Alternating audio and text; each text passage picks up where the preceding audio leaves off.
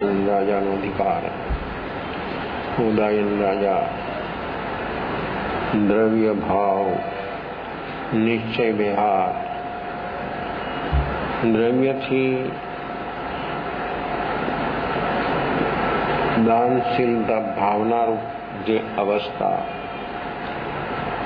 જેનાથી કશાયો જીવના મંદ બને અને સાથે સ્વરૂપનું જો લક્ષ્ય હોય તો કશાયોનો ઉપશમ ક્ષયોપશમ ક્ષય સંભવી શકે. સ્વરૂપ લક્ષ્ય વિના કોઈ પણ જે કાંઈ પણ કરે તો કશાયો મંદ બને. કશાય તો દરેક જીવને મંદ બને અને એનાથી પુણ્ય થાય, અને પુણ્યથી મનુષ્ય જન્મ સુધી પણ વ્યક્તિ પહોંચી ગઈ. સ્વરૂપનું લક્ષ્ય જીવે ક્યારે પણ કર્યું નથી, અને કર્યું હોય તો વ્યક્તિનું રહ્યું નથી. અને એ સ્વરૂપના લક્ષ્યને અનુરૂપ વ્યક્તિની ભીતરમાં રુચિ, જેમ જે જીવનું લક્ષ્ય બને તો એની રુચિ કેવી હોય, એ વસ્તુ લક્ષ્ય બન્યું એને પ્રાપ્ત કરવાની રુચિ, એને મેળવવું છે, એના માટેના જે એના પ્રયાસો છે એ બધા પ્રયાસો એની રુચિ દેખાડે છે કે એનામાં રુચિ કેવી છે. પ્રવૃત્તિ ગમે તે ચાલતી હોય પણ એના મનની અંદરમાં જે પ્રકારની રુચિ બલવાન બની હોય એના વિશેના જ વિચારો ચાલતા. પ્રવૃત્તિ હાથથી થતી હોય, ચાલવાનું થતું હોય, બોલવાનું થતું હોય, જોવાનું, સાંભળવાનું, પણ રુચિ અંદરમાં કઈ એવી પ્રબળ છે કે જે રુચિ બધી જ વસ્તુને ગૌણ બનાવી દે, બધી વસ્તુ ગૌણ બની જાય અને વ્યક્તિ એની સાથે એક રૂપ બની જાય. ત્યારે આવું લક્ષ્ય સ્વરૂપનું હોય અને વ્યક્તિની પ્રવૃત્તિઓ દિનચર્યા આપણી ચાલતી હોય તો એ બધી દિનચર્યામાં રહેવા છતાં વ્યક્તિની રુચિ, સ્વરૂપનું લક્ષ્ય હોય ને રુચિ જો આવી તેજ બને તો એ બધી જ પ્રવૃત્તિઓમાં રહેવા છતાં વ્યક્તિના કશાયો કેટલા મંદ થાય અને એની રુચિ ઓર પ્રબળ બને તો એ વ્યક્તિની અંદરમાં કશાયોનો ઉપશમ ક્ષયોપશમ ક્ષય થવા માંડી જાય. અને આ જ્યારે થાય ત્યારે જ જીવને સ્વભાવરૂપ ધર્મ, આત્મધર્મ એ એને અનુભવમાં આવે. એ વગર કશાયોના ઉપશમ ક્ષયોપશમ ક્ષય વગર કદી પણ જીવ નિર્વિકલ્પ બની શકતો નથી. સવિકલ્પ અવસ્થા એટલે કાં શુભ ને કાં અશુભ. વિકલ્પ બે જ, વિચાર બે જ, પ્રવૃત્તિ બે. યોગની સમસ્ત પ્રવૃત્તિઓ જે ચાલી રહી છે એમાં બે જ હોય, શુભ ને અશુભ. ત્રીજી અવસ્થા સ્વયંની, આપણી આત્માની, એ અવસ્થાનો જેને અનુભવ કરવો હોય એને વર્તમાનમાં જો વ્યક્તિ નિર્વિકલ્પ બની શકે, વિકલ્પોથી ઉપર જો ઉઠી જાય તો વ્યક્તિને હું કોણ, મારું સ્વરૂપ શું, એ બધું આપણે શબ્દોથી સાંભળ્યું છે, વાંચ્યું છે, માનીએ, પણ એ અનુભવ તો તેને ત્યારે જ થાય, તેને જ થાય કે જ્યારે વ્યક્તિ નિર્વિકલ્પ અવસ્થામાં સતત કન્ટિન્યુઅસ 25 મિનિટ સમય સુધી ટકી જાય તો. પણ આ શરૂઆત થાય, લક્ષ્ય સ્વરૂપનું બન્યું, રુચિ બની. જો લક્ષ્ય હોય તો રુચિ ન હોય, લક્ષ્ય જો બરાબર બન્યું હોય તો રુચિ એ લક્ષ્યને અનુરૂપ જીવની હંમેશને માટે હોય. તો આવું લક્ષ્ય સ્વરૂપનું બને અને એ સ્વરૂપનું લક્ષ્ય થવા માટે જીવને સત્સંગની બહુ જરૂરત છે. સત્સંગ વિના સ્વરૂપનું લક્ષ્ય કદી હોઈ શકે નહીં. અને જે બધી વસ્તુ ઉધાર છે એમાં હંમેશને માટે બધી જ ઉપાધિ છે, અને જે સ્વયંનું છે એમાં બધું જ નેગેટિવ જે છે બધું જ વયું જાય અને દૂર ન કરવું પડે. એક બધી જે પ્રકૃતિઓ, કર્મરૂપ અવસ્થાઓ જે બધી છે એ જ્યારે વ્યક્તિની આવી નિર્વિકલ્પ અવસ્થામાં વ્યક્તિ જ્યારે સ્થિર બની જાય ત્યારે બધી જ પ્રકૃતિઓ અંદરમાંથી નિજરા થઈ જાય, એટલે ખતમ થઈ જાય. આપણે સંબરને નિજરાને આપણે શબ્દ જાણીએ, સાંભળ્યા છે, એટલે પણ સંબર હોય તો નિજરા હોય. સંબર વગર નિજરા કદી કોઈની સંભવી શકતી નથી. અને સંબર એ ભૂતભાવીમાં કદી ન હોય.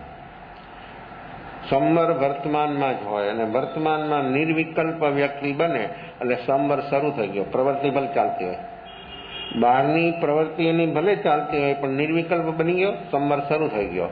અને સંબર જ્યારે શરૂ થાય એટલે નવું આવતું બંધ થઈ જાય, એનું નામ છે સંબર. અને નિજરા એટલે જે વસ્તુ આપણી અંદરમાં બેલેન્સમાં કર્મરૂપ અવસ્થા છે એ બધી ખતમ થઈ જાય, ચાલી જાય. નવું ન થવું એનું નામ સંબર, અને પુરાણું વયું જવું એનું નામ નિજરા. તો પુરાણું ત્યારે જ જશે કે જ્યારે વ્યક્તિ સંબરમાં હશે. તો સંબર વર્તમાનમાં ભૂતભાવી આશ્રવ, ભૂતભાવી આર્તરોદ્ર ધ્યાન, ભૂતભાવી બંધન, ભૂતભાવી સંસાર, ભૂતભાવી એ જન્મ મરણનું કારણ. જન્મ મરણ કેમ બને છે? જીવના નથી બનાવે માને છે એવી ભાવના પણ કદાચ શું ભાવતો હોય કે હવે જન્મ નથી લેવો, છતાં જન્મ કેમ થાય છે? એનો જન્મ કેમ બને છે?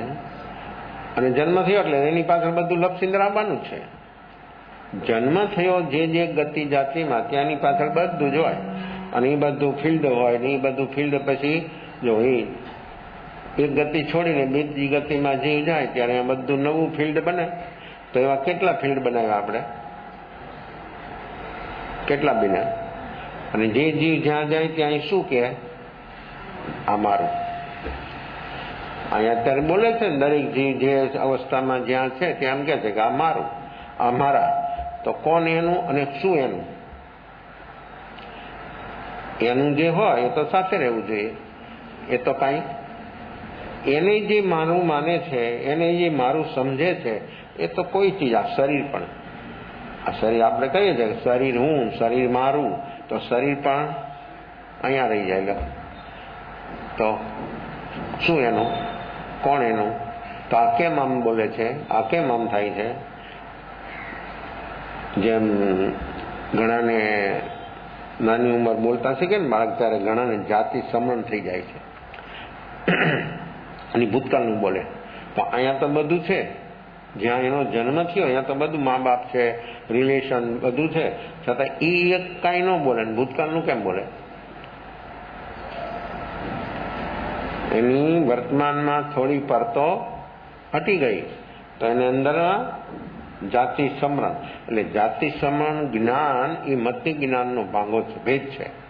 મતિ જ્ઞાનના 28 ભેદ છે, શ્રુત જ્ઞાનના 14 ભેદ છે. તો મતિ જ્ઞાનનો જે ભેદ છે આ જાતિ સમરણ અને જાતિ સમરણ જ્ઞાન. જાતિ સમરણ જ્ઞાન જે છે એ સમ્યક દર્શનની આત્માને જોય. અને 1, 2, 5, પછી 50 હજારો ભવ સુધી એ જોઈ શકે જાતિ સમરણ જ્ઞાન વાળો પોતાના ભૂતકાળના ભવ. એની સિરિયલ શરૂ થઈ જાય. પણ જો એ સમ્યક દર્શન હોય ને તો જ એ પચી શકે. સમ્યક દર્શન ન હોય ને તો એને પચે નહીં. એટલે તો થતું નથી. જ્ઞાન કેમ નથી થતું? પચી ન શકે, પચાવવાની શક્તિ નથી. આ મન બુદ્ધિ શરીરની કોઈ તાકાત નથી. ખાધેલું અનાજ ઘણા ન પચે તો પછી આ પચે? આ તો કેવી ચીજ છે, કેટલી અને કેવી અદ્ભુત છે કે ક્યારે પણ એને એ અવસ્થા સુધી વ્યક્તિ પહોંચી નથી. તો આવી વસ્તુ કોઈ આમ પાચન તંત્ર થોડું નબળું હોય ને આમ હેવી ખોરાક લઈ લીધો હોય તો શું થાય ને એવું હોય? અને પચાવવા માટે કેટલો સમય જોઈએ અને કેટલો એને માટે આપણી જે ઉર્જા છે ને, આપણે ખાધેલો ખોરાક એમાં હેવી ખોરાક હોય ને એને પચાવવા માટે ઉર્જા વધારે વપરાય. આમ લોકો કહે ને આમ થોડું મિષ્ટ ભોજન કર્યું હોય તો જલ્દી નીંદર કેમ આવે છે? એનું શું કારણ છે? જે ઉર્જા આપણા દિમાગમાં પહોંચી જાય એને બદલે એ ઉર્જા આપણા અંદરમાં ખાધેલા ખોરાકને પચાવવામાં કામ કરે છે. એટલે ઉર્જા ક્યાં કામે લાગી ગઈ? અને જીવને પ્રમાણ જોઈ લો, એ જે દિમાગમાં પહોંચવી જોઈએ તો એનાથી સક્રિય બને. આપણે જીવીએ છીએ અને દિમાગમાં બ્લડ ન પહોંચે તો શું થાય?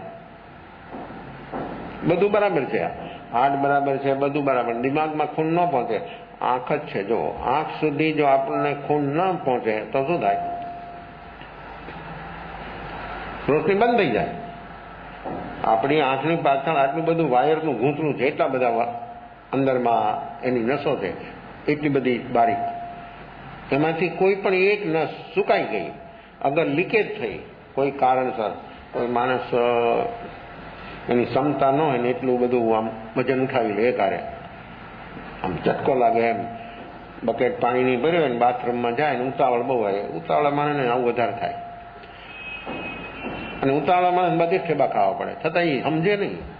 ઉતાવળ એવી ચીજ છે કે માણસને અપ્રયોજનભૂત ઉતાવળો બને અને એમાં પોતાને જ નુકસાન થાય બધી જ રીતે, બધામાં, શારીરિક, માનસિક, વ્યવહારિક, કૌટુંબિક, બધામાં. અને જો માણસ ક્ષમતા ધીરજપૂર્વક કામ કરે તો કોઈ તકલીફ એને પણ ન થાય અને બીજાને, એનાથી બીજાને પણ તકલીફ ન થાય. બકેટ ભર્યું હોય એને ઉઠાવી લે એકારે જોર લગાવીને, તો કાં કમરમાં ટચાકીઓ ફૂટી જાય અને કાં ઘણીવાર એવી પણ ઘટનાઓ જોવા મળે કે આંખનો પડદો ફાટી જાય. આ જોર ક્યાં લાગે? જો ઉઠાયું હાથથી, પણ એનું જોર એ ક્યાં લાગ્યું? આંખ ઉપર આવ્યું, આંખનો પડદો ફાટી જાય તો પાછળમાં રહેલી નસો પણ ફાટી જાય. આવી અનેકવિધ ઘટનાઓ ઘટે. તો આ બધી આપણી ઉતાવળની અવસ્થાઓ છે, અને ઉતાવળું થાય એટલે ઘણી તકલીફો થઈ જાય બધામાં બધે. પણ ધીરજ કેમ આવે? ધીરજ ક્યાંથી આવે? આપણે કહીએ કે ક્ષમતા ધીરજ રાખો, તો કંઈ બોલવાથી કે સાંભળવાથી ક્ષમતા ધીરજ રહી, અને જો રહેતી હોય તો આવી ગઈ. બોલવાથી કે સાંભળવાથી જો માણસને ક્ષમતા ધીરજ આવતી હોય તો આવી જવી જોઈએ, કારણ કે માણસ ક્ષમતા અને ધીરજ વિશે ઘણું સાંભળે છે, વાંચે છે, બોલે છે, છતાં સમય આવે, નિમિત્ત આવે ત્યારે માણસની કેવી અવસ્થા બને છે? કેમ? તો એ બધું શું થયું? સાંભળેલું, વાંચેલું, માનેલું એ બધું ક્યાં ગયું ગયું? તો અમથા બેઠા ત્યારે જ બોલવાનું છે કે ક્ષમતા ધીરજ રાખવાની. કોને? વક્તાને, શ્રોતાને. આ ક્ષમતા ધીરજ કોને રાખવાની? બધાને રાખવાની. અને જે રાખે એને લાભ થાય. આનો ક્ષમતા ધીરજ જે રાખે એને જ લાભ થાય. અને જ્યાં સુધી આવી ક્ષમતા ધીરજ વ્યક્તિમાં ન આવે, અગર વ્યક્તિમાં આવી ક્ષમતા ધીરજ વ્યક્તિ ધારણ ન કરી શકે, ત્યાં સુધી એનું કામ, પોતાનું કામ, સ્વયંનું કામ શક્ય સંભવિત નથી. તો એ જાતિ સમરણ જ્ઞાન, જાતિ સમરણ, તો એ ભૂતકાળને બોલે. કેમ? છે વર્તમાનમાં, અહીંયા નવું રિલેશન થઈ ગયું છે, બધું નવું આવ્યું છે એની સામે, છતાં એ ભૂતકાળને કેમ બોલે? અને આપણું બધું ભૂતકાળ કાંઈ યાદ? ઘણાની સમૃદ્ધિ એવી હોય કે ઘડીકની અંદરમાં એ બધું કરેલું કામ હોય કે કાંઈ વાત હોય તો બધું ભૂલી જાય. ભૂતકાળનું એને એટલું બધું યાદ રહે, જે એને ઘૂંટ્યું હોય એટલું બધું યાદ રહે. વર્તમાનનું નવું કોઈ પણ વસ્તુ એને યાદ ન રહે. આવી બધી સ્મૃતિની પણ એટલે આ મતિ જ્ઞાનના 28 ભેદ છે. મતિ, સ્મૃતિ, સંજ્ઞા એ બધાની અંદરમાં કઈ કઈ રીતે કામ કરે, તો એ જાતિ સમરણ એટલે એ ભૂતકાળનું રિલેશન જો છે ને, વર્તમાનમાં પડદો થોડો ખસી ગયો, હટી ગયું આવરણ થોડું, તો એને ભૂતકાળ એની સાથે શરૂ થઈ જાય. પોતાનું ભૂતકાળ કે હું ક્યાં હતો, મારી શું અવસ્થા હતી, એનું મૃત્યુ કેમ થયું એને ખબર પડે. ભૂતકાળના ભવમાં એનું મૃત્યુ કેમ થયું, શું થયું હતું અને મૃત્યુ થયું હતું, આ બધી જે અવસ્થાઓ એની બની હોય ભૂતકાળની, એ જો અંદરમાં બધા સંસ્કારો અંદરમાં પડ્યા જ છે, આપણા અંદર પડ્યા છે. ભૂતકાળના બધા સંસ્કારો, પોઝિટિવ, નેગેટિવ, શુભ અશુભ બધું આપણી અંદરમાં છે. પણ એ ઉપરમાં એક આવરણ, એ આવરણ હટતાની સાથે એને બધું યાદ આવે. હવે એ યાદ આવે અને બોલે તો લોકો એને ન માને કે આ બોલે છે એ કેમ આવું ન હોય, અહીંયા તો કાંઈ બીજું છે ને આ કાંઈ બીજું બોલે છે. તો આવી જે એની અવસ્થા બને પછી એની બધી તપાસ કરે અને એ બધું મળી પણ શકે. બધું એ જે બોલે બધું મળે. ભૂતકાળની બધી ઘટનાઓ જે બોલતી હોય વ્યક્તિ, બાળક, એ બધું જોવા મળે ત્યારે નક્કી થાય કે આ બાળક, આ જીવનો આ જગ્યાએ એનો જન્મ થયો હતો, તો અહીંયા આ બીજો જન્મ છે. તો આ કેટલા જન્મ થયા આપણા? તો જ્યાં જે જીવનો જન્મ થાય અહીંયા ફિલ્ડ હોય છે. એકંદરી સૂક્ષ્મ નિગોદથી લઈને સર્વાસિદ્ધ વિમાનના દેવો સુધી દરેક જીવોને દરેક ક્ષેત્રમાં આ ફિલ્ડ હોય છે, અને એ ફિલ્ડ પ્રમાણે દરેક જીવો આ બધું કાર્ય એનું ચાલી રહ્યું છે, અને એ રીતે જ બધું સંસાર અનંતકાળથી પરંપરા ચાલી રહી છે. એ પરંપરાથી જેને બહાર આવવું હોય તો આ વર્તમાન તો જાતિ સમરણ એટલે મિથ્યાત્વી જીવ 1, 2, 3 ભવ સુધી જોઈ શકે ભૂતકાળના, અને જાતિ સમરણ જ્ઞાન જેને થાય ને એ તો હજારો ભવ જોઈ શકે. આવી જેને જો જ્ઞાન થાય તો વૈરાગ પ્રગટે, અને જાતિ સમરણ જેને હોય એ તો થોડો સમય થાય ને પાછું ભૂલી જાય. એની ઉંમર થોડી વધે એટલે એ બાળક બધું બોલતું હતું, બધું ભૂલી જાય, અને પૂછે કોઈ તો પણ એને યાદ ન આવે, એટલે પછી આવરણ એના ઉપર જેવું હતું એ આવરણ આવી ગયું, અને એ બધું જે બહારમાં આવતું હતું એ બધું સિરિયલો બંધ થઈ ગઈ, કનેક્શન કટ થઈ ગયું. તો આ બધી જે અવસ્થાઓ જ્ઞાનની ચાલે છે એમાં અનેક પ્રકારની વિષમતાઓ, વિપરીતતાઓ, વર્તમાનના નિમિત્તો, આવું બધું ક્ષેત્ર, દ્રવ્ય, ક્ષેત્ર, કાળ, ભાવ આવું બધું જ કામ કરે. જે વ્યક્તિ રોજ એક જ જગ્યા ઉપર બેસીને સ્વાધ્યાય કરે, ધ્યાન કરે, શુભ ભાવનાઓ ભાવે, એ જગ્યા છે ને ચાર્જર થઈ જાય. અને એ જગ્યા ઉપર વ્યક્તિ એક સમય એક જગ્યા એનું કેટલી વિશેષતાઓ છે. એક દી અહીં બેસે, એ શું બતાવે છે? એની ચંચળતા, એની વિવળતા બતાવે છે.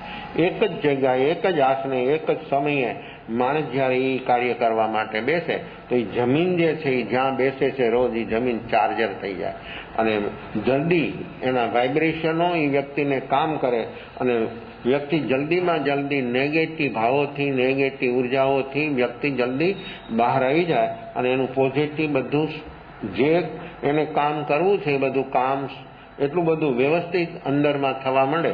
પણ વિવળતાથી વ્યક્તિ આવી અવસ્થાઓમાં આમ કરે તો પછી એને જે અનુભવવું હોય એ અનુભવ કદી શક્ય સંભવિત ન બની શકે. તો આ જ્ઞાન એક અવધિ જ્ઞાનમાં પણ એવી અવસ્થા છે કે જે વ્યક્તિ જે જગ્યાએ બેસે તો જ અને પૂર્વમાં મોઢું રાખીને અવધિ જ્ઞાન થાય તો પૂર્વમાં મોઢું રાખીને બેસે એ જગ્યાએ બેસે તો જ એની દેખે. બીજી જગ્યાએ બેસે તો એની ન દેખાય. અહીંયા થયું અવધિ જ્ઞાન અને અહીંયા વાંચીને બેસે તો ન થાય. પાછું પૂર્વ દિશામાં મોઢું રાખીને બેઠી હોય વ્યક્તિને થયું હોય તો એમ બેસે તો જ દેખે, નહીં ન દેખે. અવધિ એટલે મર્યાદા, ક્ષેત્રની મર્યાદાથી જોઈ શકે મન બુદ્ધિના માધ્યમ વગર, સીધું ડાયરેક્ટ જ્ઞાનથી. એટલે આ જે જ્ઞાન છે એટલે જ્ઞાનની આવી અનેક પ્રકારની વિશેષતાઓ આપણને જોવા મળે. અને એ જ્ઞાન મતિ, શ્રુત, અવધિ, મન, પર્યવ ત્યાં સુધીના 50 ભેદ છે, અને 51મો ભેદ છે કેવળ જ્ઞાન. અને જો પૂર્ણ હોય એનો ભેદ ન હોય, પૂર્ણ જે હોય એમાં ભેદ ન હોય, અને પૂર્ણમાં પૂર્ણ નાખો તો પૂર્ણ, અને પૂર્ણમાંથી પૂર્ણ કાઢી લ્યો તો પૂર્ણ કદી અપૂર્ણ ન થાય, અને અપૂર્ણ કદી પૂર્ણ ન થાય. અપૂર્ણ અપૂર્ણ જ રહે, અને પૂર્ણ પૂર્ણ જ રહે. પૂર્ણમાં કદી અપૂર્ણતા ન આવે. મતિ, શ્રુત, અવધિ જ્ઞાન એની લિમિટ છે, ત્યાં સુધી જ ચાલશે. એનાથી આગળ જાય એટલે કેવળ જ્ઞાન સુધી પહોંચી જાય. તો કેવળ જ્ઞાનની અંદરમાં જ્યારે ઈ જ્ઞાન પ્રાપ્ત થાય, કેવળ જ્ઞાન, ઈ જ્ઞાન પ્રાપ્ત થતા આ ચારેય જ્ઞાનનો સમાવેશ એમાં થઈ જાય. બધી નદીઓ જેમ સમુદ્રમાં મળી જાય એમ કેવળ જ્ઞાન થતા બધા ચાર જ્ઞાન જે છે એની અંદરમાં વિલીન થઈ જાય. એટલે પોતાનું અસ્તિત્વ પછી અલગ ન હોય. જ્યારે નદી પણ જો સમુદ્રમાં મળી જાય પછી નદી ન કહેવાય, એ સમુદ્ર બની જાય. જ્યાં સુધી અલગ છે ત્યાં સુધી, એટલે નદીની લિમિટ છે, સમુદ્ર અનલિમિટેડ છે. ચાર જ્ઞાન લિમિટેડ છે, અને પાંચમું કેવળ જ્ઞાન છે એ અનંત છે, એની કોઈ લિમિટ નથી. તો આવું અનંત જ્ઞાન એ આપણી અંદરમાં છુપાયેલું પડ્યું છે. પણ વર્તમાનમાં મતિશ્રુત જ્ઞાનની વિશેષતાઓ ઘણી છે. જે ચાર જ્ઞાન હોય અને 14 પૂર્વ હોય તો એમાં મતિશ્રુત જ્ઞાનીના એટલા વિપુલ હોય, એટલા વિશાળ હોય, એટલે એને શ્રુત કેવળી, ચાર જ્ઞાન અને 14 પૂર્વ હોય અને શ્રુત કેવળી કહેવામાં આવે. શ્રુત કેવળી એટલે કેવળ જ્ઞાની ભગવાન જે જોઈ શકે છે લોકાલોકને, એ પણ જોઈ શકે, પણ આને એક ઉપયોગ લગાવવો પડે. વર્તમાનમાં એને ઉપયોગ લગાવે તો એ બધું જોઈ શકે. પણ હવે છે હજી સદમસ્ત, છતાં મતિશ્રુત અવધિ અને મન પરિવજ્ઞાન કરતા મતિશ્રુત જ્ઞાનની ઓર વિશેષતા છે. પણ જ્યારે એ મતિ જ્ઞાન એટલું વિપુલ મતિ જ્ઞાન હોય, એટલે એટલું વિસ્તાર વાળું હોય, તો જે કેવળ જ્ઞાની જોઈ શકે, ઉપયોગ લગાવે એટલે બધું સમસ્ત વિશ્વના ભાવો.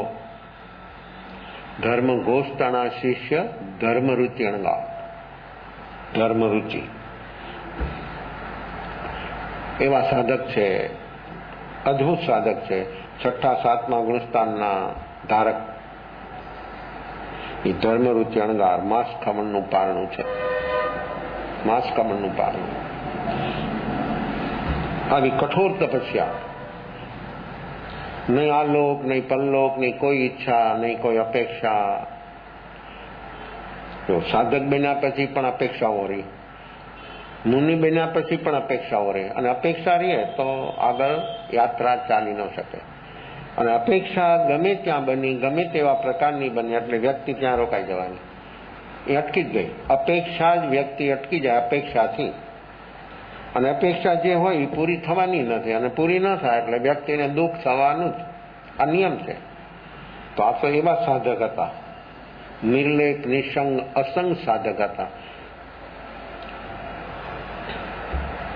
પારણું છે, અને પોતે એટલા સશક્ત છે, માંસ ખમણના પારણે સ્વયં પોતે ગોત્રી માટે જાય. તો શારીરિક એની અવસ્થા, એની ક્ષમતા કેવી હશે શરીરની? માણસ 28 કરે તો પણ, 28 તો નહીં, પણ કોઈ ઉપવાસ ન કર્યો ને એક ઉપવાસ કરે તો પણ માણસને ઘણીવાર કેટલી બધી તકલીફ થઈ જાય કે સવારે ઉઠવું, બિસ્તરમાંથી બેઠું થવું પણ એને તકલીફરૂપ થાય. જ્યારે માંસ ખમણ જેવી તપસ્યા કરે પણ એને એવી સાતા હોય કે ઓલા એક ઉપવાસ કરતા વધારે એને સાતા હોય. તો એ શું બતાવે છે? તપ વિશિષ્ઠ્યા નામની પ્રકૃતિ છે, અને એક તપ વિહણ્યા નામની પ્રકૃતિ છે.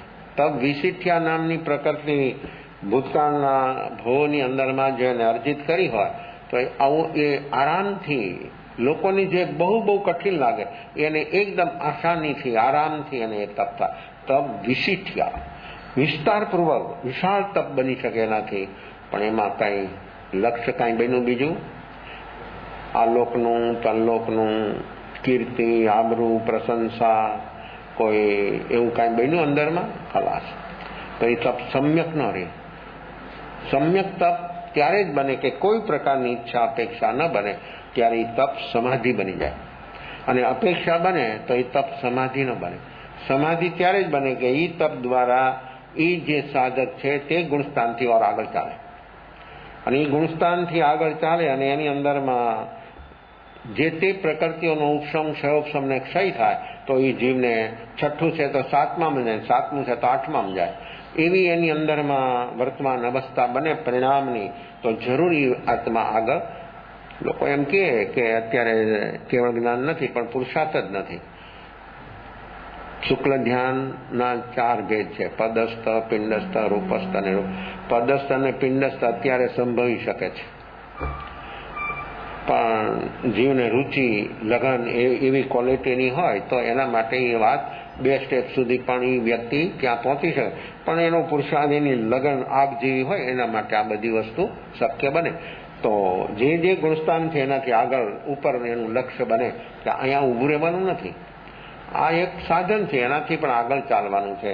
આવું જેનું લક્ષ્ય બને અને એ લક્ષ્ય અને જેને સાધ્યું હોય એ વ્યક્તિ ક્યાં સુધી પહોંચી જાય. તો આ ધર્મ ઘોષના શિષ્ય ધર્મરુચિ અણગા એ માંસ ખમણની તપસ્યા છે, અને પારણા માટે જાય છે, ગોત્રી માટે. શહેરમાં ફરે છે, કેવી કેવી ઘટનાઓ ઘટે છે. માણસ હંમેશા માટે માણસ જ છે. એક સમૂહ પરિવાર, 4 ભાઈઓ, બોળું વિશાળ કુટુંબ, એની અંદરમાં દેરાણી જેઠાણી એના રસોઈ કરવાના એક હપ્તાના વારા હતા, અને એક થી આમ સરસ રસોઈ બનાવે. હરીફાઈ હતી. ઓને એમ થાય કે હું એનાથી સરસ બનાવું, ઓલાને એમ થાય કે હું એનાથી સરસ બનાવું. અલગ અલગ પ્રકારની રોજ નવી નવી, ખાનારા શોખીન ને બનાવનારા એનાથી વધારે ઓર, અને પછી ખાનારા તરફથી એને પ્રોત્સાહન મળે એટલે ઓર એ આગળ વધે. જે બનાવનાર છે એની ખાનારા પ્રશંસા કરે એટલે જે બનાવનાર વ્યક્તિ છે એની અંદરમાં એની અવસ્થા કેવી બને. અને હકીકતમાં એવું સરસ ટેસ્ટફુલ એને ભોજન રસોઈ બનાવી હોય અને સામે માણસ જ્યારે એનો પ્રશંસા કરે ત્યારે બનાવનાર વ્યક્તિની અંદરમાં કેવી અંદર ગુદગુદી થાય, કેવા ભાવ થાય, એને કેવું ફીલ થાય. અને પછી કોકે બનાવી રસોઈ ઘણી સારી બની પણ એક વસ્તુ બરાબર ન બનીને એ એક વસ્તુને એને શું કરે, એક વસ્તુને પકડીને આખી રસોઈને એમ કે તને કંઈ બનાવતા જ નથી આવડતું. શું થાય? પણ એક વસ્તુને તું એમ કે આમાં કચ્ચા છે બાકી બધું બરાબર છે, તો એ એના માટે બરાબર ધ્યાન કરે, ખ્યાલ કરે અને એમાં મારી ક્યાં ભૂલ થઈ એ શોધે.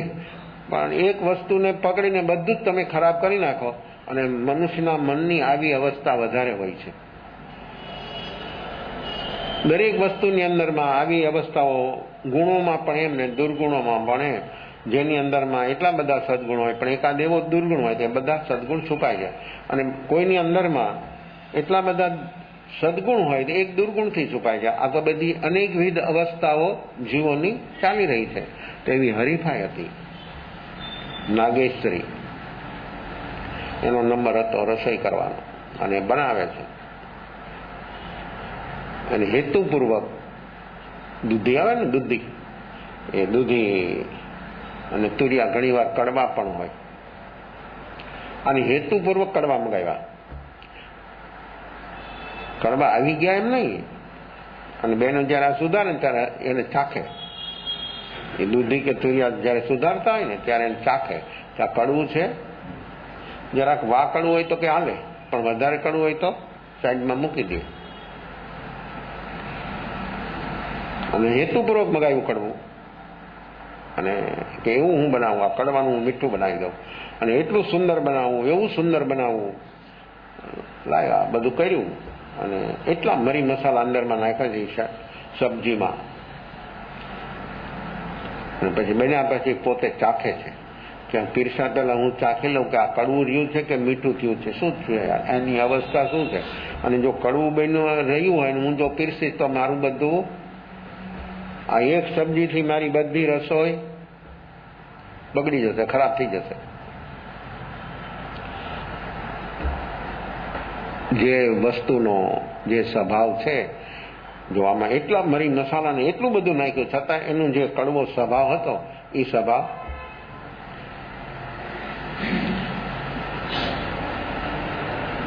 એ સાકર ગમે એટલી નાખે ને તો પણ એનું કડવાપણાનો જે સ્વભાવ છે એ. અને હવે એમાં પાછું જો નેગેટિવ નહીં લઈ જતા કે મારામાં ક્રોધ છે એટલે ક્રોધ જાય જ નહીં. ક્રોધ મારો સ્વભાવ નથી. આ નેગેટિવ પ્રકૃતિઓ એ આપણો એક માણસ ઊંધું જ વેતરે. 99% કોણ સાંભળે એમાં પોતાની માન્યતા પ્રમાણે જ અર્થઘટન કરે એટલે તો જીવો ભટકી જાય છે. જેમ એનો સ્વભાવ, વસ્તુનો સ્વભાવ એટલે પૂતગલ છે તો એનો સ્વભાવ છે અને એ સ્વભાવ એનો ધર્મ છે. એમ મારો સ્વભાવ એ મારો ધર્મ છે. પણ ક્રોધ મારો સ્વભાવ નથી. એને ખબર નથી. એને ખબર જ નથી. એ સાંભળે ભલે, એ માને ભલે, ખબર નથી. ક્રોધને ક્રોધ રૂપે કદી એને આમને સામને પોતાના ક્રોધને જોયો જ નથી. એ ગમે એટલો હોશિયાર ને ડાયો માણસ હોય પણ ક્રોધ જયારે આવે ત્યારે શેતાન થઈ જાય. શેતાન હોય તો ઇન્સાન ન હોય. એની જ માણસ તારો દિમાગ થોડો ઠીક થાય એટલે પાછું એ શું બોલે, શું બોલે. પણ દિમાગ જયારે આવો વિપરીત બન્યો ત્યારે તું શું બોલતો તને ખબર છે, એ તને યાદ છે. અને બીજા કોઈ કહેતો તો શું થાય. જો આ આપણા મનની કેવી, તો ક્રોધ મારો સ્વભાવ નથી, ક્ષમા મારો સ્વભાવ છે. પણ એ ક્ષમાનો અનુભવ ક્યારે થાય. મને મારી સ્વભાવ છે ક્ષમા અને વર્તમાનમાં ક્રોધ છે તો મને ક્ષમાનો અનુભવ ક્યારે થાય. એ ક્રોધથી ઉપર ઉઠે તો, પણ ક્રોધ તો સતત કન્ટિન્યુઅસ ચાલે છે તો એમાં ક્ષમાનો અનુભવ એને ક્યાંથી થાય. એટલે સાંભળે છે, માને છે, અનુભવ નથી એટલે ફેલ. જ્યાં સુધી અનુભવ ન થાય ત્યાં સુધી વ્યક્તિ આધ્યાત્મિક ક્ષેત્રમાં ફેલ, આગળ નહીં વધી શકે. એટલે તો ધર્મ ટેકનિકલ નહીં, પ્રેક્ટિકલ છે. થિયરિકલ નહીં, અનુભવ કરવાની ચીજ છે. અને અનુભવ કરવો હોય તો પ્રેક્ટિકલમાં જવું જ પડે. ચાખ્યું એને, એ શાક ચાખ્યું, એવું ને એવું જ કડવું હતું. એટલું કડવું કે મોઢામાં મૂકીને પાછું કાઢી નાખ્યું. હવે શું કરવું? બનાવ્યું આટલું સરસ મરી મસાલા નાખીને, તો કે ફેંકી દેવું તો પણ ખાતાય આવડવું જોઈએ ને ફેંકતાય આવડવું જોઈએ. માણસને ખાતાય ન આવડે ને ફેંકતાય ન આવડે, શું થાય? જો આ વ્યવહાર ધર્મમાં માણસ કાંઈ ખબર ન હોય તો શું થાય? એવી વસ્તુ એના માંગણામાં ફેંકી દે તો આંગણું બગડે અને બધા એના પર શું કરે? રસ્તા પર એમના બી ફેંકી દે એવી ચીજો તો શું થાય? અને આપણા ઇન્ડિયન લોકોનો એ વ્યવહાર છે અને એની સારું માને છે. આપણે બીજાની શિસ્ત અને બીજાની વાતો કરવામાં આપણે બહુ તૈયાર, પણ આપણી વાત શિસ્ત નહીં આવે ત્યારે 0.0. અહીંયા ગયા તો એટલી શિસ્ત, પણ તને શિસ્ત રાખવામાં મનાઈ કોણ કરે? તું પાસે અહીંયા જઈને અશિસ્ત કેમ આચરે છે? તું જે ફિલ્ડમાં કાયમ માટે રહે છે ત્યાં જઈને તું આટલી બધી અશિસ્ત કેમ કરે છે? તો તે શિસ્ત જોઈ, સભ્યતા જોઈ, બધું સારું જ, તો એ તું પ્રેક્ટિકલમાં કેમ નથી લાવતો? બહુ સારું, બહુ સારું, પણ સારું તો તું લઈ લે ને, તું પ્રેક્ટિકલ કર ને, તારા નહીં અપના. એ તો વાત આવે નહીં. માત્ર બોલે, આવું બોલવાથી કાંઈ કામ ન થાય. હવે શું કરવું? એવી જગ્યાએ ના કોઈને ખબર ન થાય. આ વસ્તુ મેં ઢાંકીને એક બાજુ મૂકી દીધી, કોઈને ખ્યાલ પણ ન આવી રીતે કિચનમાં ક્યાંય પણ વસ્તુ છુપાવી દીધી. જમવાનો સમય થયો, બધા જમવા માટે આવે છે, જમાડી દીધા, બધા ખુશ ખુશ થઈ ગયા. કોઈને આ વસ્તુ બનાવી છે એવો ખ્યાલ પણ ન આવ્યો, રાખી દીધી એક બાજુ. બધું કામકાજ કિચનનું સમાપ્ત થવામાં આ મુનિ ધર્મવૃત્તિ અણગાર, માંસ ખમણનું પારણું અને ગોત્રી માટે આવ્યા. નાગેશ્રી પોતે એકલી જ છે કિચનમાં. મુનિને જોયા કે આ બસ આ પાત્ર એટલું સરસ છે, આને હું આપી દઉં એટલે મારે નાખવા જવું નહીં અને કોઈને ખબર થાય નહીં, આ બધું વયું જાય. ઓળિયો ગોળિયો બધો માણસને તો આદત છે ને બીજાની પર દોષનો આરોપ બીજાની પર લગાવી દેવો. અને હરદમ માણસ નિમિત્તને આધીન છે ને, નિમિત્તને આધીન હોય એની અવસ્થા હંમેશને માટે એવી છે.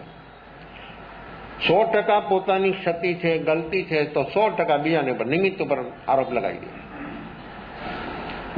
વ્યક્તિ પોતે સિફતતાથી બચી જાય. મુનિ આવે છે, ખૂબ ભાવ બતાવ્યા, હાથ જોડે છે. મુનિને કહે આ તૈયાર છે કે? મુનિ પાત્ર મૂક્યું. આ જે સબ્જીનું આખું ઠામ એમના જ ભર્યું હતું, જેટલી બનાવી તેટલી, કારણ કે કોઈએ ખાવા જેવું હતું નહીં.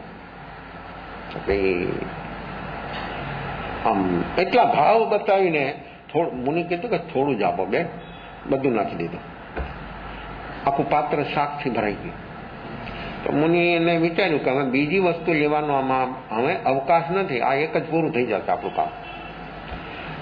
એટલે આ એક શાક સબ્જી લઈ અને જાય છે ગુરુ પાસે. નિયમ એવો છે આ વિનય, અને આપણે વિનયની વાત ચાલે છે, જ્ઞાન વિનય, દર્શન વિનય ચાલે. આજે વિનય ચતુર્વિધ સંઘમાંથી વિહાર કરી ગયો. લોકોત્તર વિનય તો 0.0 દેખાય છે.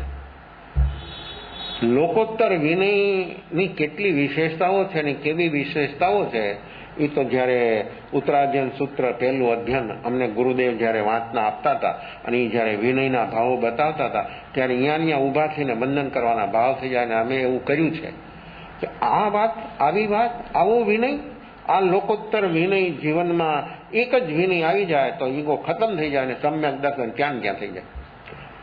આ સમ્યક દર્શન કેમ થતું નથી? આ બોધિ, સાક્ષાત્કાર, અનુભૂતિ, આવો એક વિનય. અને અવિનય જે છે એ હંમેશને માટે ઈગોથી જ અવિનય હોય. અને વિનય પ્રગટે ત્યારે જ કે ઈગો ખતમ થાય, ઈગો ઝૂકે. તો ઈગો ન ઝૂકે ત્યાં સુધી આ વિનય, લૌકિક વિનય પણ ન હોય તો લોકોત્તર વિનય છે. ત્યાં તો ઈગો થોડો પણ હોય તો પણ લોકોત્તર વિનય ન જન્મી શકે, એ અનુભવમાં ના આવે. મુનિ ગયા, ધર્મઘોષ મુનિ એમના ગુરુ એમની પાસે આ ધર્મવૃત્તિ અણગાર ગયા. પાત્ર આપ્યું, આ ગોચરીમાં મળ્યું છે, બતાવવાનું. ક્યાંથી આ મળ્યું એ કહેવાનું, ક્યાં ઘરેથી મળ્યું.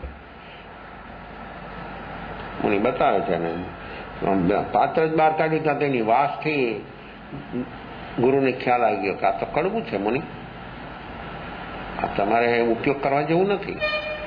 માંસ ખમણનું પારણું અને આટલું આ સબ્જી આ તો કડવી છે, આ જો તમે આનો ઉપયોગ કરો તો વિપરીત અવસ્થા બને. આ તમારે ઉપયોગ કરવા જેવી આ ચીજ નથી, તમે એવી નિર્દોષ જગ્યા જઈ અને જાઓ, પરખી આવો.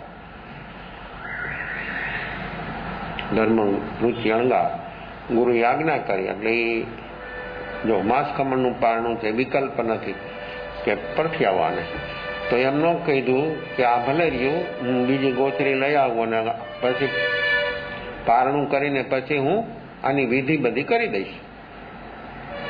જેવી આજ્ઞા થઈ પાત્ર ઉઠાયું, માંસ ખમણનું પારણું રે ક્ષમતા ધીરજભાઈ એક ઉપવાસ કર્યો ને સવારે થોડુંક વહેલું મોડું થયું હોય ચા પાણીનું તો શું થાય? આપણી કેવી અવસ્થા છે, આપણે કઈ રીતે વર્તમાનમાં આ અનુષ્ઠાનો કરીએ છીએ અને અનુષ્ઠાનોની સાથે આપણી અંદરમાં જે ક્ષમતાની ધીરજ ભળવી જોઈએ, હોવી જોઈએ, એ ક્ષમતાની ધીરજની બાદબાકી કેમ થઈ જાય? એ ક્ષમતાની ધીરજ જો રહે અને ધીરજપૂર્વક સ્વરૂપ લક્ષ્યથી અણારક પદના ભાવથી એ પારણું કરે ને તો જે અપવાસમાં જે લાભ થયો ને 3 ગણો લાભ પારણામાં થાય. મારો આત્મા અણારક છે અને અણારક આ હું કરું છું પારણું, પણ એ આ શરીરને જરૂર છે માટે હું આપું, પણ અંદરમાં આહાર સંજ્ઞાથી ઉપર ઉઠે, આહાર સંજ્ઞાનો છેદ થઈ જાય. આવી છે ક્ષમતાની ધીરજ, આવું છે જાગરણ. દરેક અનુષ્ઠાનમાં, અનુષ્ઠાન નાનું કે મોટું અનુષ્ઠાન જ છે, પણ એની સંપૂર્ણપણે વ્યક્તિને રુચિને લગન હોય ને જો એની આરાધના કરે તો એક નોકાસી પચખાન જેની ઘટના ઘટી જાય તો પણ જીવને નરકના નદાવા થઈ જાય. નરક તિરિંજમાં જાય નહીં, એક નોકારસી પચખાનની ઘટના ઘટે ભીતરમાં સહી અર્થમાં, પણ એ તો ક્યારે ઘટે? સમ્યક દર્શન. સમ્યક દર્શન વિના એક પણ ઘટના, હા પુણ્ય જરૂર થવાનું, પુણ્ય થાય જ છે, પણ મુક્તિ તો આ સાધનો, આ બધા અનુષ્ઠાનો એ શાના માટે છે? મુક્તિના. આ 12 પ્રકારનો તપ આ મુનિએ ધર્મરુચિ અણગારે આ માંસ ખમણ જેવી તપસ્યા કરી, સાધન બાહ્ય કે અભ્યંતર તપ, એ સાધન છે મુક્તિનું, પણ કેવી એની ક્ષમતા છે? માંસ ખમણને પારણે આજ્ઞા કરી કે આને પરખી આવો, નિર્દોષ જગ્યામાં જાય છે તે જ પ્રમાણ, કોઈ વિકલ્પ નહીં, કોઈ વિચાર નહીં, જેવો જાય છે શહેરની બહાર. ઘણી જગ્યાઓ જોઈ પણ એને નિર્દોષ ન લાગી. નિર્દોષ જગ્યા શું કહેવાય? નિર્દોષ જગ્યા કોને કહેવાય? કોઈનું આવવા જવાનું ન હોય, કાંઈ ન હોય, કોઈ ખંડેર પડ્યું હોય તો એ નિર્દોષ જગ્યા કહેવાય. નિર્દોષ જગ્યાનો અર્થ એ છે કે જ્યાં જીવોની ઉત્પત્તિ ન હોય, ત્રસ જીવોની ઉત્પત્તિ જ્યાં ન હોય એ નિર્દોષ. કારણ કે આ વસ્તુ એવી છે કે એ ત્રસ જીવો બધાની સંજ્ઞા તો છે જ, આહાર સંજ્ઞા. આહાર સંજ્ઞા વગરનો કોઈ જીવ જ નથી. સૂક્ષ્મ નિગોદથી લઈને સર્વાસી વિમાનના દેવ બધાના આહાર સંજ્ઞા છે.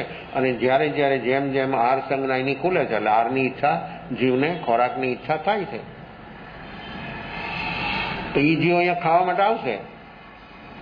ઘરની અંદરમાં કોઈ કિચનમાં કોઈ વસ્તુ એવી મીઠી નીચે પડી ગઈ તો કીડીઓ ધ્યાન ન રાખે તો કેટલી કીડીઓ ભેગી થઈ જાય, અને પછી ધ્યાન જ ન હોય ને એમનામાં જ આવન જાવન થાય તો શું થાય? તો શું બને? જોવા કેટલી હિંસા થાય, ત્રસ જીવોની કેટલી હિંસા થાય. ત્રસ જીવોની હિંસાથી તો શ્રાવક કઈ બધાએ મુક્ત થવાનું છે.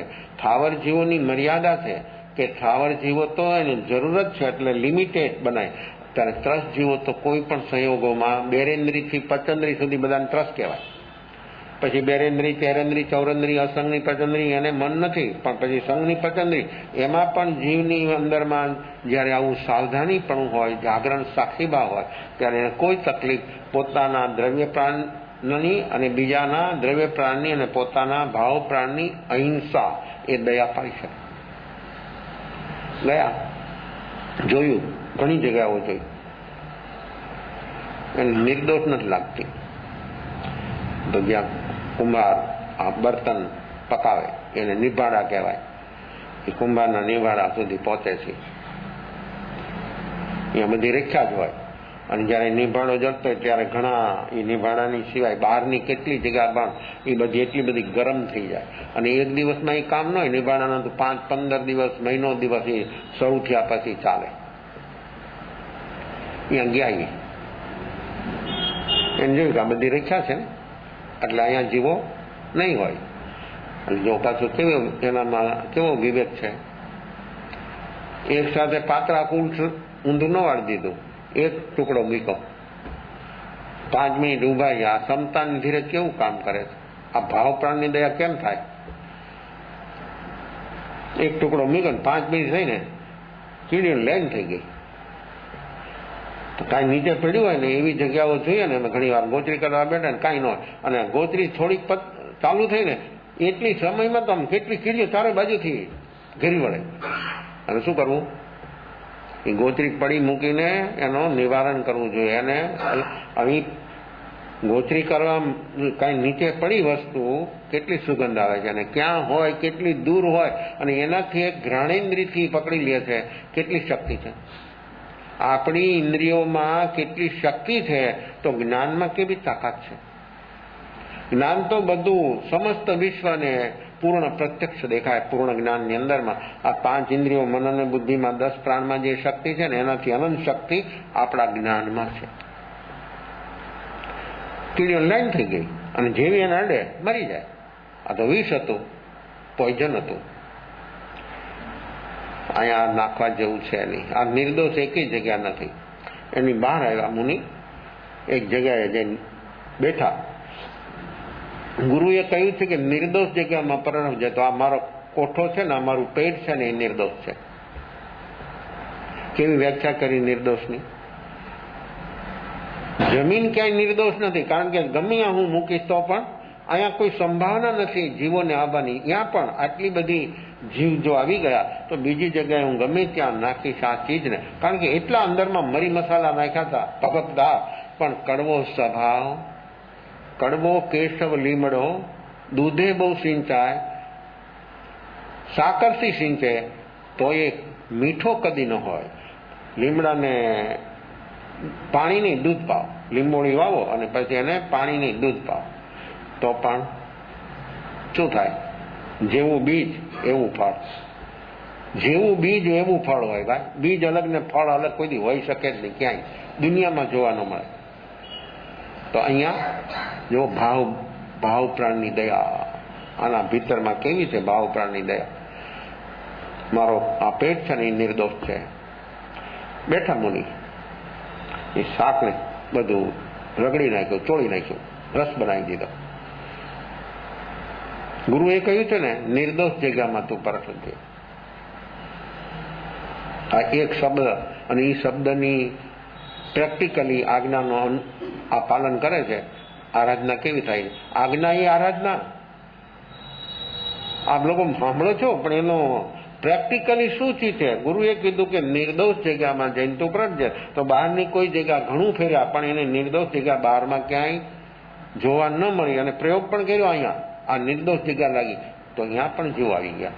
તો હવે કોઈ ચીજ બહારમાં ક્ષેત્ર નિર્દોષ નથી, તો આ પાત્રને તો ખાલી કરવાનું છે. તો નિર્દોષમાં પરખું તો આ પેટ મારું નિર્દોષ છે.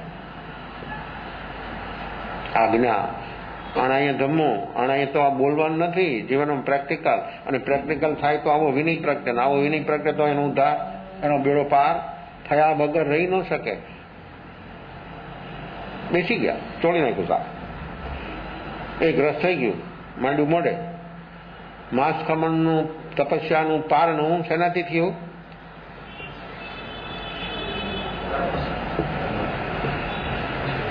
ગુંદની રાબ બને ને મગના પાણી બને ને કેવું પાણવાનું?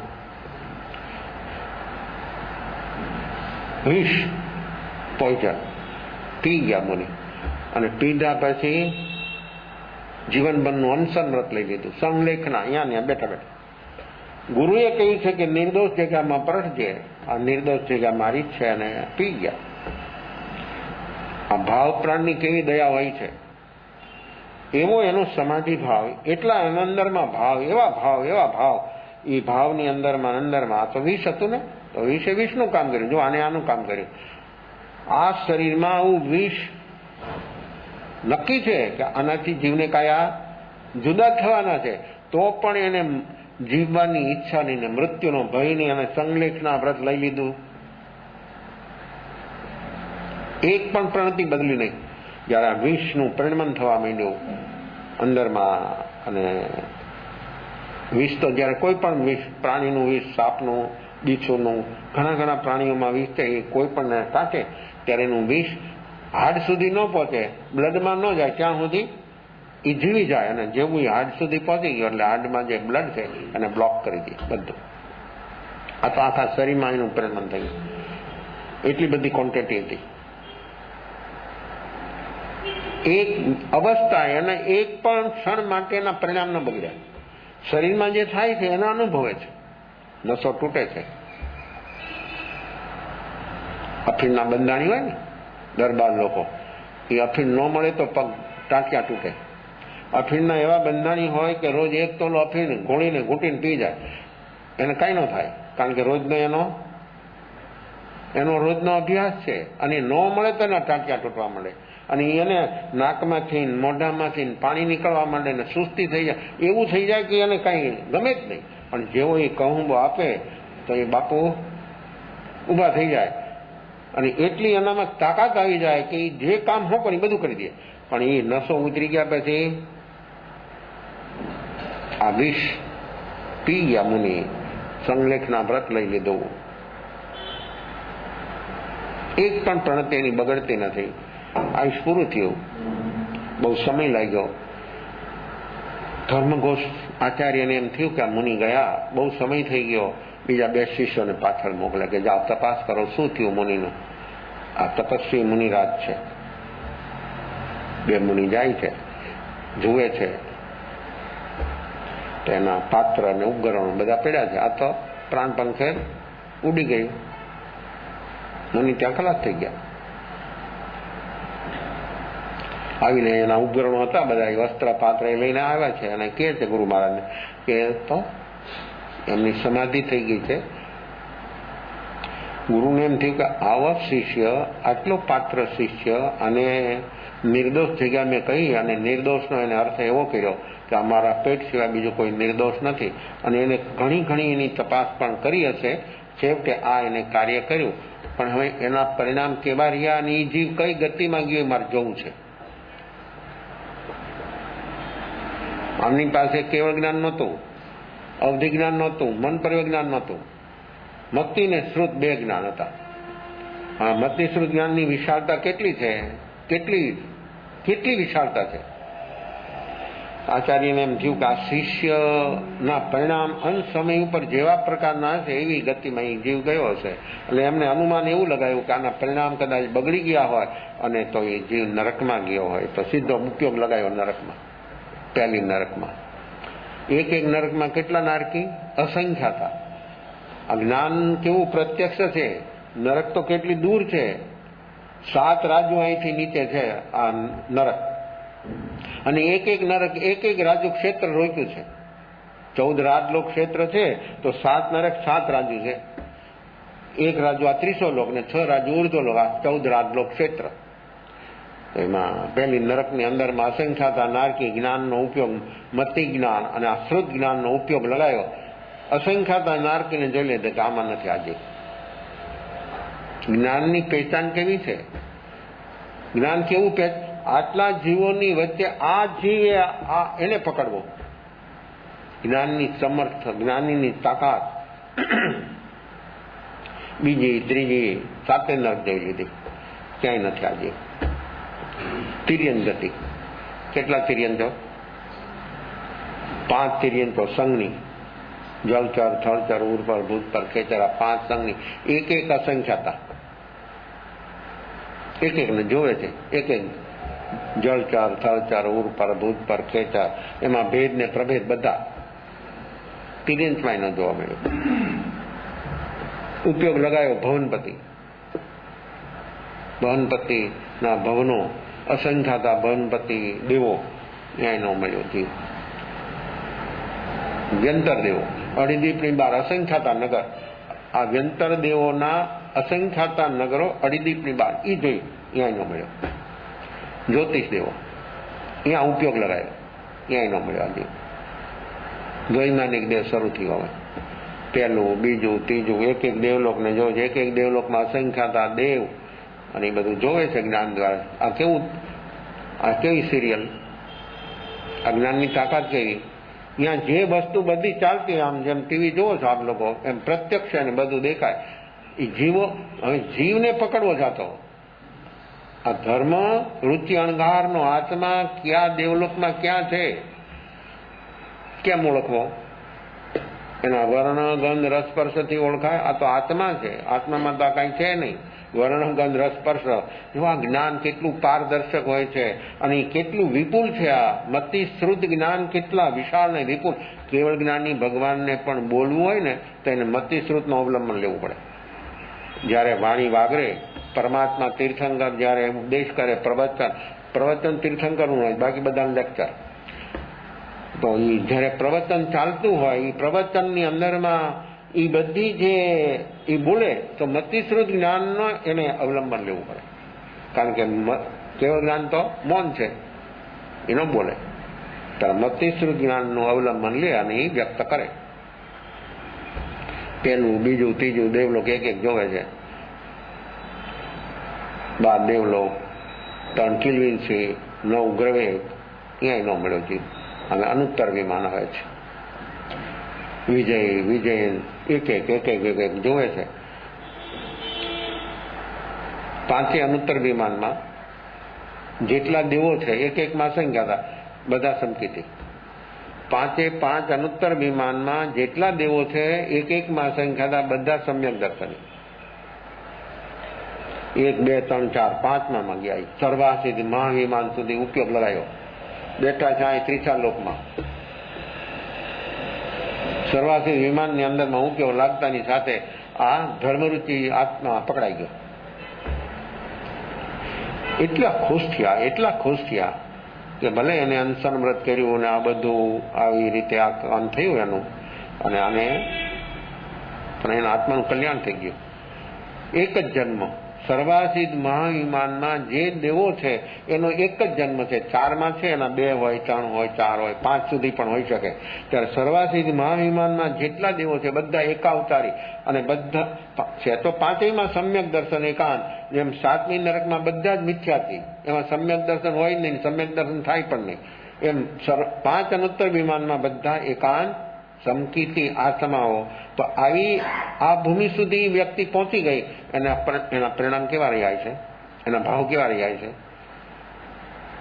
આ મૃત્યુનો ઉપસર્ગ પોતાના હાથે પોતાને નક્કી જ હતું કે આ લેવાથી જીવને કયા જુદા. જો જીવવાની ઈચ્છા નહીં, મૃત્યુનો ભયની, ભાવ પ્રાણની કેવી દયા. અને આ ભાવ પ્રાણની દયાના લક્ષ્યથી આ કામ કર્યું અને એના પરિણામ એટલા શુદ્ધ બન્યા. સર્વાસિદ્ધ મહાવિમાનમાં આત્મા પહોંચી ગયા. ખૂબ એને ધર્મઘોષ આચાર્યને એટલી બધી ખુશી થઈ. આ તો બધું બરાબર, હવે એનું કલ્યાણ થઈ ગયું. અને આપનાર ચીજ કોણ? આ શહેરમાં આ સબ્જી આવી વિષ એને આપ્યું કોણે? હવે શહેરમાં જવું છે ને, શહેરમાં એક ઘર, જેમ હાથ નરક પકડીને દેવલોક ને તિર્યન ને એક ઘર બેઠા છીએ ને, એક ઘર જોવે. લે તમે અહીં બેઠા છો ને તમે તમારા ઘરમાં ઉપયોગ લગાવો, તમને જોઈએ ને કે આ કબાટમાં, અલમારીના આ ખાનામાં વસ્તુ પડી છે ને, દેખાય ને સામે જો. પણ જ્ઞાન હોય તો પોતાનું પહેલા દેખાય, બીજાનું તો પૂછે તો બોલે. દેખાય સમજતો, પણ એને બોલવાની જરૂરત. અને એવી જયારે ક્ષમતા ને ધીરજ વ્યક્તિમાં આવે ત્યારે આ જ્ઞાન પતે. ભાઈ આ સમ્યક દર્શન, સમ્યક જ્ઞાન અને આ જાતિ સમ્યક જ્ઞાન કદાચ થઈ ગયું અને ન પતે તો વયું જાય. ભાઈ રહી ન શકે. એને આવ્યા પછી એને ઝીરવવું, એને પચાવવું એ બહુ કઠિન છે. તો એક ઘર આખા શહેરની અંદરમાં જોવે છે, ઉપયોગ લગાવ્યો. શોધતા આ નાગેશ્વરી અને જ્ઞાનમાં આવી ગઈ. કેવા આના ભાવ અને કઈ રીતે આ મુનિને એને આવું શાક આપી દીધું. 2 મુનિને મોકલે છે, મોકલે નહીં પણ હોનહાર છે ને, જે ઘટના ઘટવાની છે નિમિત્ત તો હોય જ. એ મુનિ કહે છે કે જાઓ આ ઘરે, અને એના ઘરના મેન માલિક છે ને એને વાત કરી આવો, જાઓ કે અમારા મુનિને આ બાઈએ, આ નાગેશ્રીએ આવું કડવું શાક એને આપી દીધું. અને મુનિ તો એની આરાધના કરીને એનું કામ કરી લીધું, પણ એના ભાવ આવા દુર્ભાવ કેમ થયા, અને આ મુનિને આવું શાક કેમ એને ઓરાવી દીધું. જાય છે મુનિઓ, મેન વ્યક્તિને બોલાવીને વાત કરે છે. ઓલી વ્યક્તિ વાત સાંભળીને એટલી બધી આશ્ચર્યચકિત થઈ ગઈ કે આપણા ઘરમાં આવી વ્યક્તિ છે અને મુનિને આવું આહાર આપ્યો. કારણ કે મુનિ છે એ કોઈ દિવસ અસત્ય બોલતા નથી, અને અહીંયા આ કહેવા માટે આવવાનું એમનું બીજું કોઈ પ્રયોજન નથી. એમને એમના જ્ઞાનની અંદરમાં આ વસ્તુને બરાબર એમને દેખી છે. એ ભાઈને એટલા બધા અંદરમાં ભાવો, એવા ભાવો બન્યા, આખા પરિવારને ભેગો કરે છે, આખા પરિવારનો અભિપ્રાય લે છે કે ભાઈ આ વ્યક્તિએ ઘરની અંદરમાં આ કામ કર્યું છે, મુનિની ઘાત કરી છે, હવે એની શિક્ષા શું, આને શું શિક્ષા કરવી. બધાનો એક મત થયો કે આને ઘર બહાર નીકાળી દો. કેવો છે ન્યાય? આ વ્યક્તિને ઘર બહાર નીકાળી દો, નીકાળી દીધી. પછી તો ખૂબ એના ભાવની અંદરમાં રૂપાંતર થયું, બધું થયું, પણ એકવાર કર્મ કરી દીધું પછી આ નાગેશ્રી, આ જીવ અનેક ભવો ભટકે છે. ભટકતા ભટકતા કેવી અવસ્થા સુધી પહોંચે છે, અને ક્યાંથી ક્યાં એક શ્રીમંત શેઠને ત્યાં એ કન્યા તરીકે ઉત્પન્ન થાય છે. યોગ ઉંમર બને છે, સૌંદર્ય એટલું બધું અદભુત સૌંદર્ય ને મળ્યું છે. કોઈ એવા સામે શ્રીમંતની ઘરે એનું લગ્ન થાય છે, જાય છે લગ્ન કરીને. એના હસબન્ડ એને જેવા એ સ્પર્શે છે, આગ ઉઠે છે શરીરમાં. એને એમ થયું કે આ શું,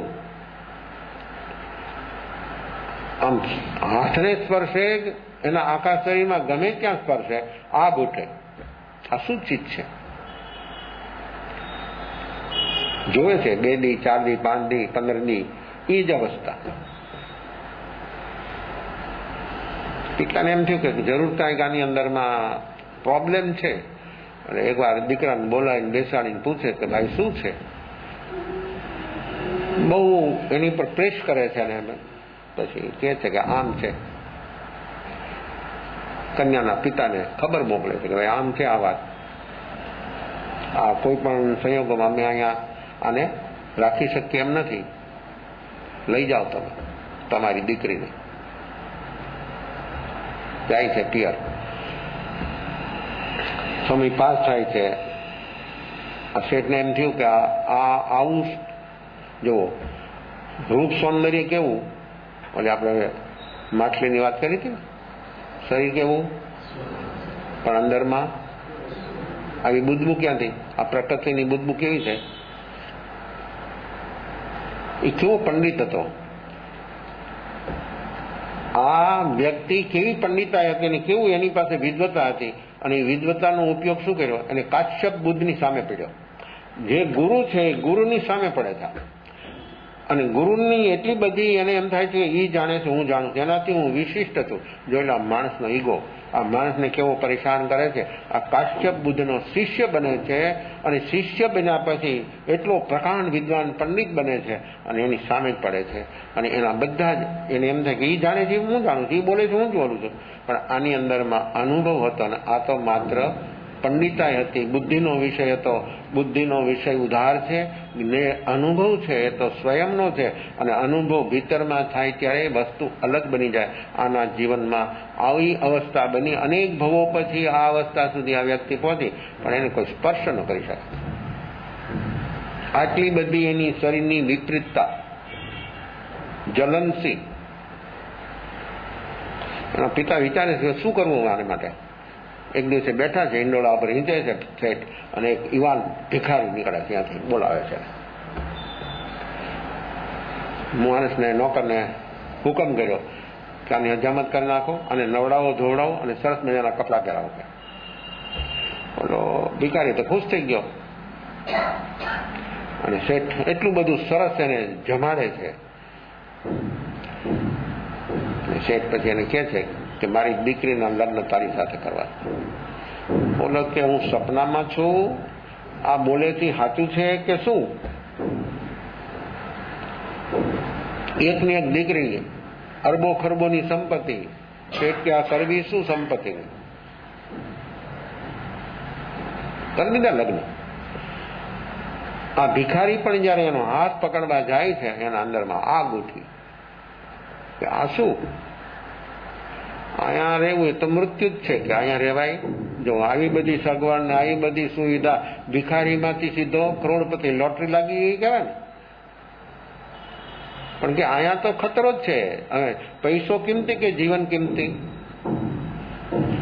અહીંયા રહીશ તો મૃત્યુ જ છે. તો મૃત્યુ મંજૂર?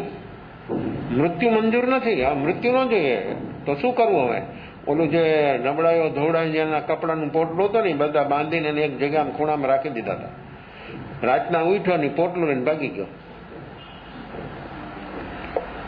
કે અહીંયા રહેવા જેવું નથી, અહીં તો ખતરો. સવારે ઉઠે છે આ સુસુ માલિકા, દુખી થઈ ગઈ. શેઠની પાસે જઈને રોવે છે કે જો બેટા, તને શ્રીમંતમાં શ્રીમંત ઘર ગોઈતું એ પણ તને સેટ ન થયું, બીજાને સેટ ન થયું, તને બરોબર હતું.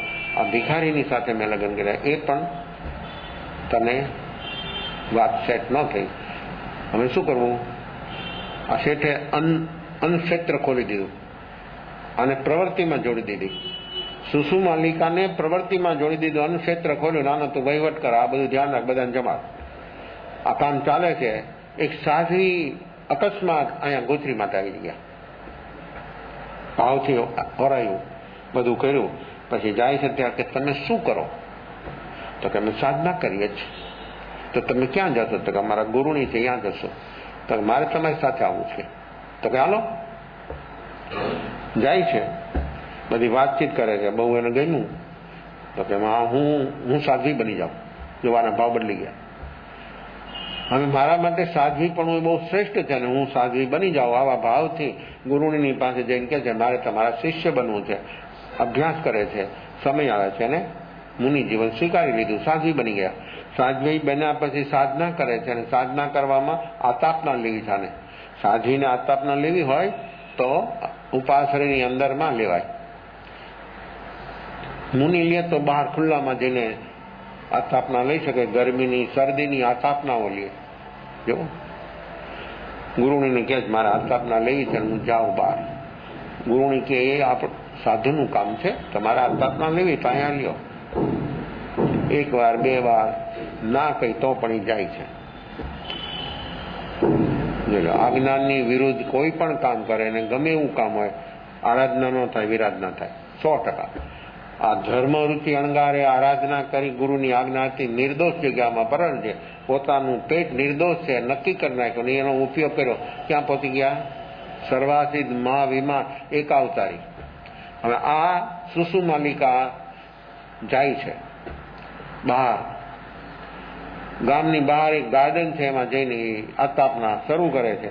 ત્યાં એવા 5 પુરુષો એક ઓરતને લઈને આવે છે અને એની સાથે અનેક પ્રકારની આ જુએ છે સુસુ માલિકા કે મને એક પુરુષ નથી ઈચ્છતો અને 5 પુરુષ ઈચ્છે છે. પેલા માણસના મનના વિચારો ક્યાં કઈ રીતે અંદરમાં ખટખટ કરે છે અને પ્રકૃતિઓ ક્યાંથી ક્યાં એને ઉપાડી જાય છે. તો કે મારા તપ સંયમનું ફળ હોય તો હું 5 પુરુષને પામું, 5 પતિ મળે મને. આ 99 આ સુસુ માલિકાના ભવની અંદરમાં આ જીવે 99 કર્યું. સાધ્વી ભવમાં પાછા આવે છે. સાધ્વીએ ગુરુની એને કહ્યું કે આ ત્યાં કર્યું છે બરાબર નથી, પણ એના મનમાં એમ છે કે મેં કર્યું એ બરાબર. જો જયારે માણસ કોઈ પણ અવિનય અસાધના ભક્તિમાં ઉતરે ને ત્યારે એ કે હું કરું બધું બરાબર, તમે કહો બધું ખોટું, હું કોઈ સાચું રે છે. આયુષ પૂરું થાય છે, દેવલોકમાં જાય છે, અનેક ભવ ભ્રમણ કરે છે. એની ભવ ભ્રમણ કરતા કરતા દ્રૌપદી બને છે. અને એ સ્વયંવર મંડપ થાય છે અને અર્જુન એનો મત્સ્યવેદ કરે છે. વાત તો લાંબી છે, સમય પૂરો થાય છે. તો આ મત્સ્યવેદ કર્યો અને અર્જુન એ દ્રૌપદીને ભીમ ઉઠાવીને જાય છે અને તો પછી લડાઈ થાય છે અને ઘણું થાય છે. માતા કુંતાન કે હું કઈ એવું લાવ્યો છું કે જલ્દી ખોલો, કારણ કે તો અત્યારે અજ્ઞાતવાસમાં હતા. તો કે જે લાવ્યો એ 5નો ભાગ. માતા કુંતા કે છે જાય છે, જુએ છે આ બધું કામ થયું. આ દ્રૌપદી સુષુમાલિકાના ભવની અંદરમાં કરેલું નિયાણું અહીંયા અને 5 પતિ 5 પાંડવો, આ બધી અવસ્થાઓ જન્મ જન્માંતરમાં જીવોની. તો મતિ શ્રુત જ્ઞાનનું સામર્થ્ય કેટલું છે અને કેટલું કામ કરી શકે છે આ મતિ શ્રુત જ્ઞાન. એટલે કેવળ જ્ઞાની ભગવાનને પણ જો ઉપદેશ કરવો હોય તો એને મતિ શ્રુત જ્ઞાનના અવલંબનથી કામ કરે. તો આવું જ્ઞાન જાતિ સમરણ અને જાતિ સમરણ જ્ઞાન. જાતિ સમરણ મિથ્યાત્વીને થાય, 1, 2 ને 3 બહુ જોઈ શકે અને પછી ઉંમર થાય એટલે વયું થાય. જયારે જાતિ સમરણ જ્ઞાન સમ્યક દર્શનની થાય, 1, 2, 3, 4, 5 પછી 50, 100, 200, 500, 1000 બહુ સુધી જોઈ શકે અને એને વૈરાગ પ્રગટે અને એ જીવનમાં સાધનાના ક્ષેત્રમાં એ જોડાઈ જાય, એનું આત્માનું કલ્યાણ થાય. તો સમ્યક જ્ઞાન જે છે તો સમ્યક દર્શન હોય તો જ સમ્યક જ્ઞાન હોય. સમ્યક જ્ઞાન સમ્યક દર્શન હોય તો ત્રીજી ચીજ સમ્યક ચારિત્ર. આ ચારિત્ર યથાખ્યાત જયારે બને ત્યારે આત્મા કૃત્ય બને, નિર્વાણ સુધી પહોંચી શકે. તો ચારિત્ર વિનય, આવો વિનય જીવનમાં જયારે જયારે જે જીવોને પ્રગટે તો જરૂર એનું કલ્યાણ થાય. આપણે પણ આવું જ્ઞાન પ્રાપ્ત કરવા માટે થોડાક પણ વર્તમાનમાં તૈયાર બનીએ એવી સોમંગલ ભાવના વિશેષ ભાવ દે.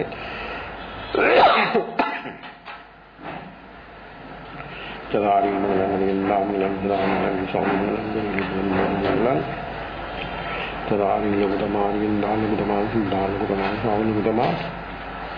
કેવલીવલંદૌધમાનવારી શરણમૌજામિ હરિ.